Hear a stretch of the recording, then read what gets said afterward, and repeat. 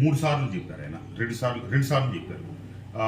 గతంలో ఒకసారి చెప్పారు. అప్పుడే నేను బయటకు వచ్చి నేను ఎవరిని నన్ను ఏమైతే వ్యక్తిగతంగా దూషించిన వ్యక్తులు ఉన్నారో వారినే దూషించాను తప్పితే నన్ను లేనిపోని అన్ని ఆపాదించి మాట్లాడిన వాళ్ళతో నేను మాట్లాడాను తప్పితే ఇక వేరే ఎవరు నేను మాట్లాడలేదు. కానీ నువ్వు మాట్లాడితేనే నేను ఓన్ చేసుకోగలుగుతానని చెప్పి వారు చెప్పడం. తర్వాత నేను బయటకు వచ్చి పత్రికా సోదరులకే చెప్పడం జరిగింది. ఎప్పుడు గడిచిన 42 సంవత్సరాల పూర్వమే నేను ఎట్టి పరిస్థితుల్లో వ్యక్తిగత దోషణలకు వ్యతిరేకం, నేను దోషణలు చెయ్యను అని చెప్పాను.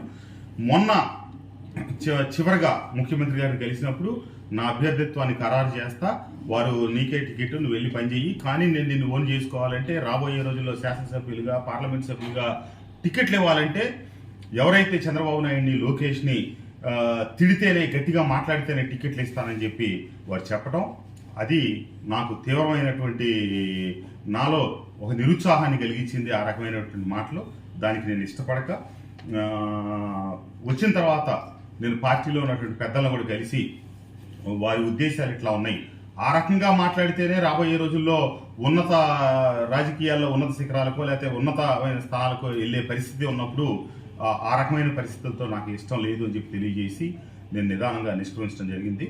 నాకు ఒకటే అనిపించింది, అక్కడ ఆ గట్టునుంటావా లేకపోతే ఈ గట్టునుంటావా అనే క్రమంలో వీళ్ళని తిట్టు వాళ్ళని తిట్టు అని చెప్పి ఏ సామాజిక వర్గం వాళ్ళని, ఆ సామాజిక వర్గం వాళ్ళని కానీ లేకపోతే పై స్థాయి నాయకుల్ని కానీ తిట్టించి తర్వాత ఆ పార్టీలో కనుక ఇష్టమైనంతకాలం ఉంచుకోవటం, ఇష్టం లేకపోతే వాళ్ళు ఎందుకు పనికి రాకుండా సమాజంలో దేనికి పనికిరాని వ్యక్తులుగా తయారు చేయటమే వైఎస్ఆర్ కాంగ్రెస్ పార్టీలో లక్ష్యమేమో అని నాకు అనిపించింది.